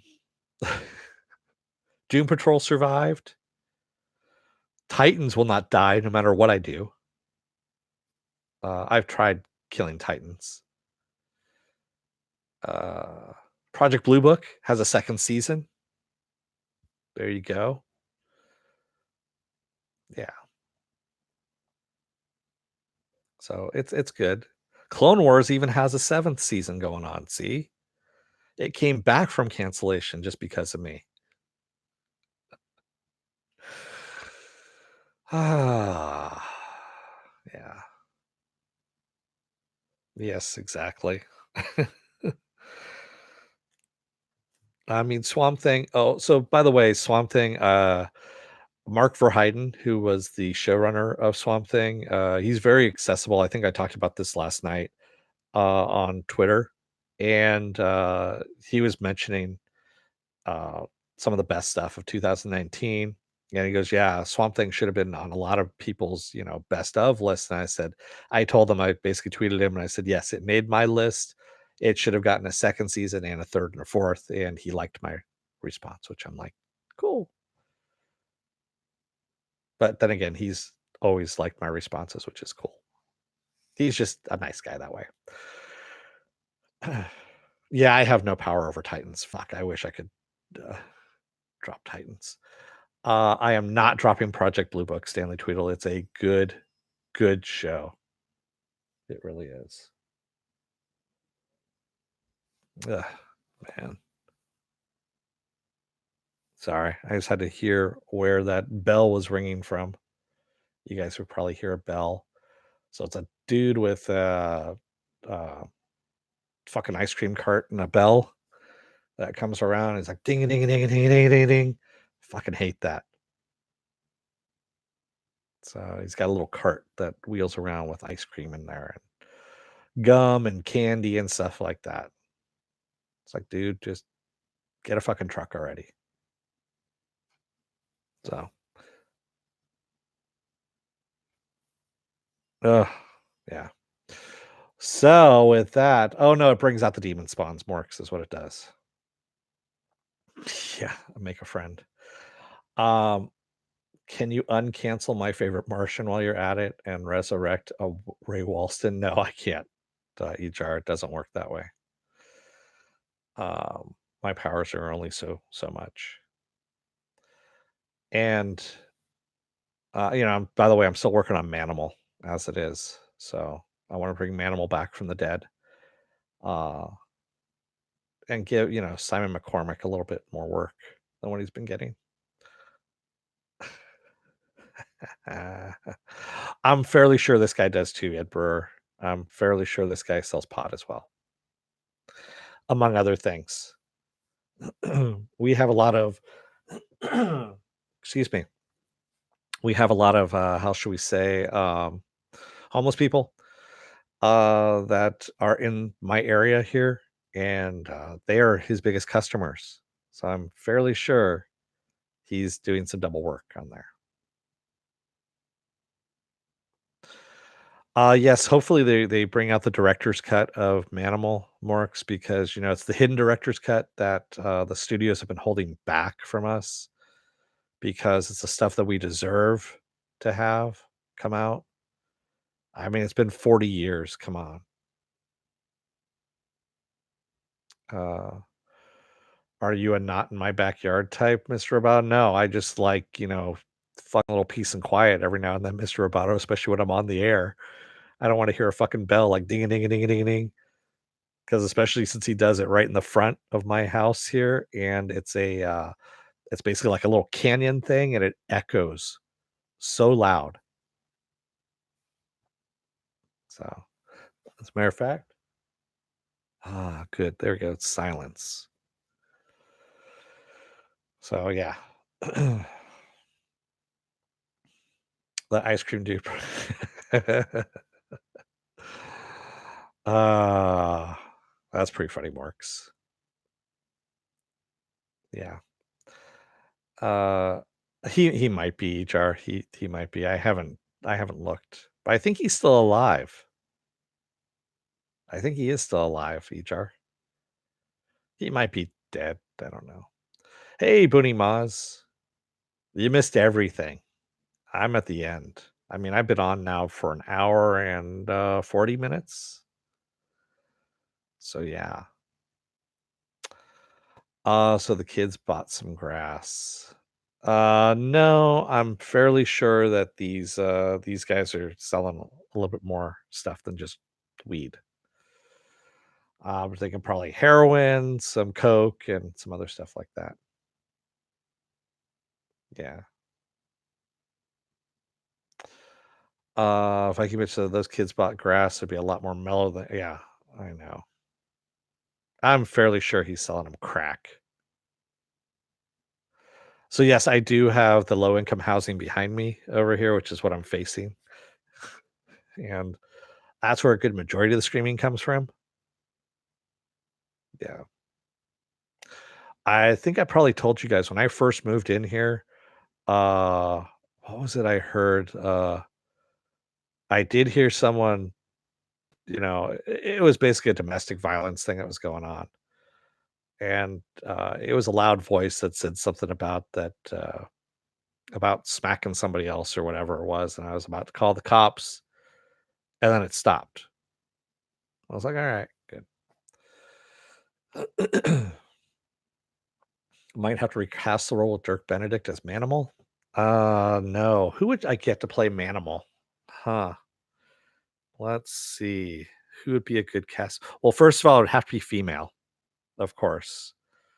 Um, because and let's go transgender female. There we go. Transgender female Manimal, because that's all the rage. And also, they changed it to an animal kind of thing. I think that could work. Wilford Brimley? No,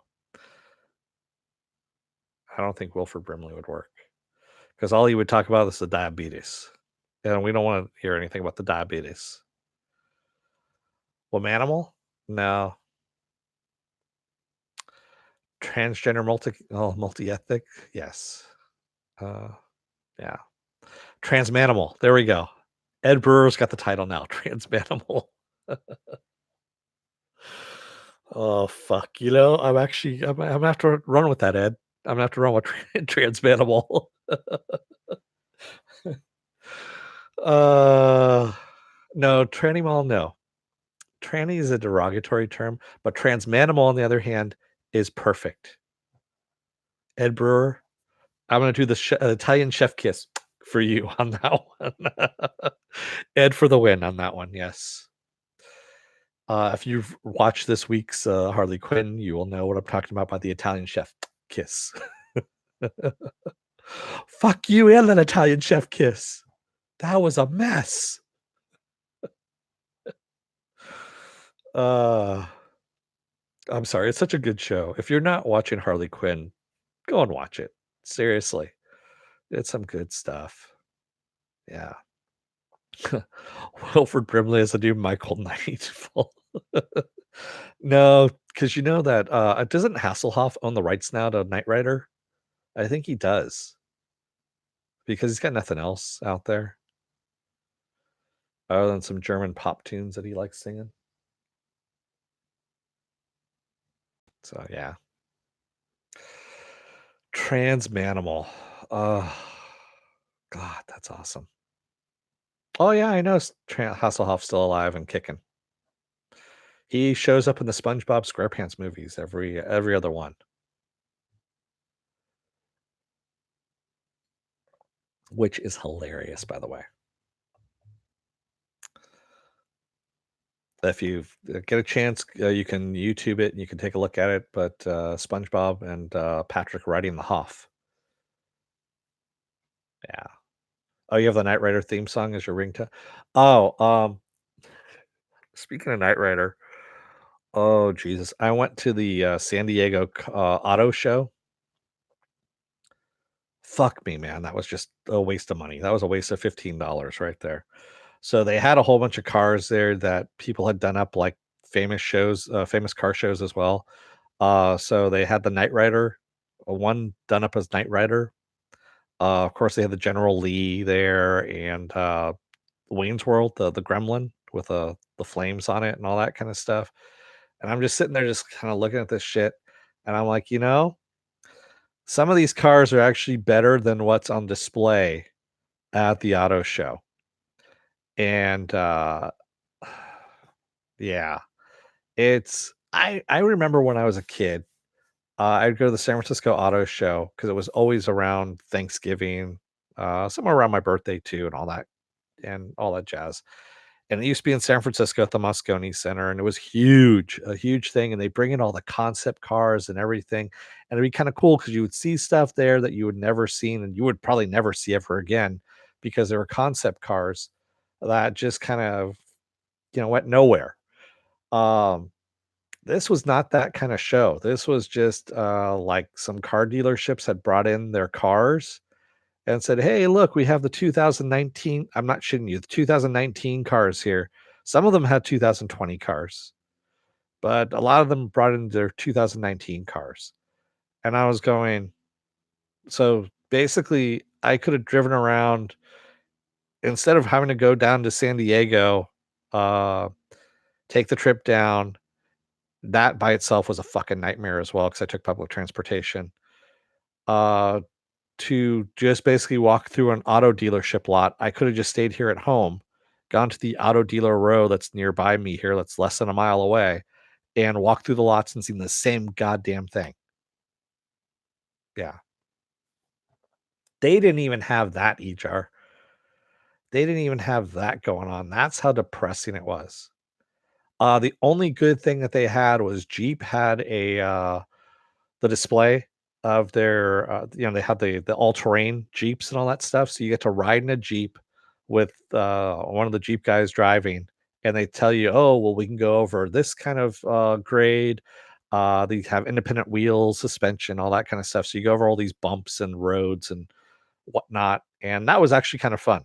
That was the only good thing of the entire damn thing. Was it worth $15? No, it wasn't.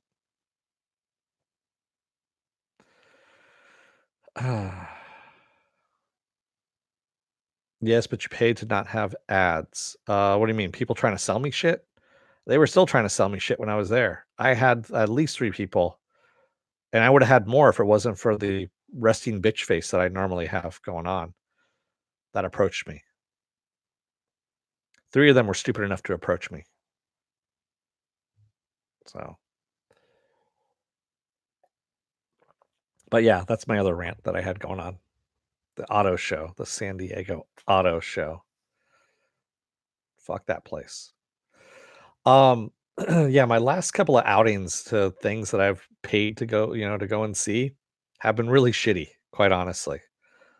I mean, some really shitty stuff. I went to there was a San Diego, it was supposed to be beer and tacos, is what it was supposed to be. And they said, oh, dozens of breweries are going to be here. and you're gonna get free samples. And there are gonna be dozens of places, that do tacos and meat and barbecue. It was barbecue and beer, that's what it was, barbecue and beer.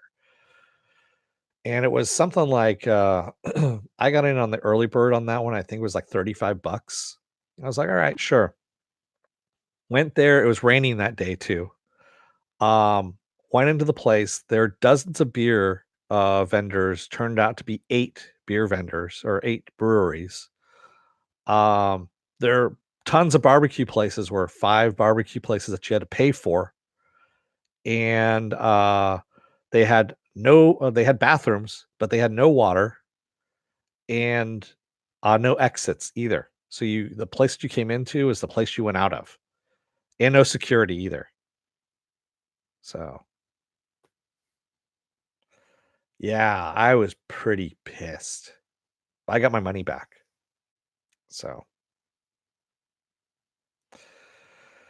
yeah, that's my 1-2 punch that happened. It's been my last 2 shows. Yeah, happy New Year, everybody. And yes, Kato, you came out at the end. Um, no, the vendors were trying to leave as quickly as possible. It was pretty fucking funny too. But people were pissed off. I've seen frat kegers that were more organized than that piece of shit. Oh, yeah, I was getting my money back. It was kinda funny because on Facebook, everyone was, commenting on how shitty it was in in the comments section, and they kept deleting them, deleting them, deleting them, deleting them, and people finally said, "Instead of deleting our comments, why don't you just delete this entire thing? Because we're just gonna keep posting this shit." Well, luckily, I know the area, Viking Bitch, so, I go down there all the time with Pepper to the park down there. And right across the street was a great restaurant that I go to every now and then, and so I just went there and had some lunch because I was hungry because I was looking for fucking barbecue and beer. Pissed me off. There is another one that's happening, it's the San Diego, uh, Beer Fest or whatever it is. It's a huge one that happens every year, and I'm not going to that because it's like 45 bucks for a ticket, and I'm like, "Yeah, fuck that noise."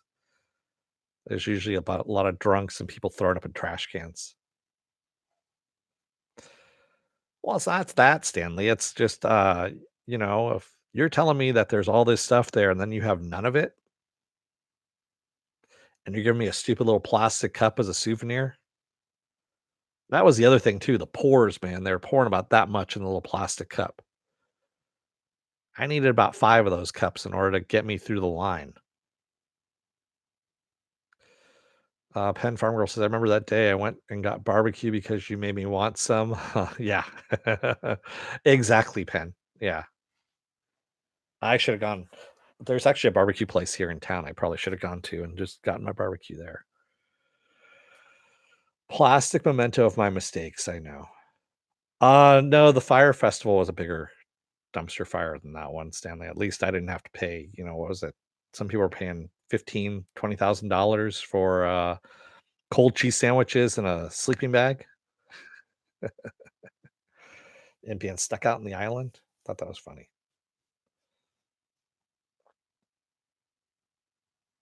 Yeah. All right, everybody. So you've heard me rant. You've heard everything that's going on there. So, thank you everybody for joining me today in the chat. And thank you if you made it this far in this rambly video. Remember to like, share, and subscribe. If you're still on the fence about joining up here, remember at the very end of this video, there's going to be a video that pops up here. Basically, what YouTube does, it takes the algorithms of all the stuff you've been watching and tries to match it as best as possible to one video in my vast video library. There we go. Over here is going to be Harley Quinn. Harley Quinn's going to go up there. So, drunks puking in trash cans sound like all the gigs we've ever played down in San Diego. Yep, that's usually the case, CJR. That's usually what it is. Yes, if you want to know what my schedule is, as Penn has put up there, check out suspendedfanimation.com. I change out the schedule every Monday. Monday, Monday, Monday. And it's also up on my Facebook page as well. Speaking of Facebook, there is a Facebook group page which you guys can, if you still have Facebook, can post stuff and talk amongst yourselves on there. Thank you, Mark Maginot. I will see you guys tomorrow for a redo of the Mr. Robot contest since no one picked up their damn, no one sent me any of their information. So we're just going to do it all over again. Yeah. Ah, welcome back to Ed. Nice to have you around. Um, I'll assume it all around 6 p.m. So you're talking about for the contest, Stanley Tweedle. So the contest tomorrow, I'm probably going to do around 3 p.m. is what I'm going to do. So I believe Pacific Standard Time. Yeah. Chuck Palpatine. Transmanimal. Remember, bring back Transmanimal. Thank you, everybody. I will see you guys tomorrow. And until then, don't let the door hit your ass on the way out. Otherwise, you may have to change your name to Skywalker because people just don't like that your last name is Palpatine because it gives them the heebie jeebies. Thanks, everybody. Have a good rest of your day. See you tomorrow.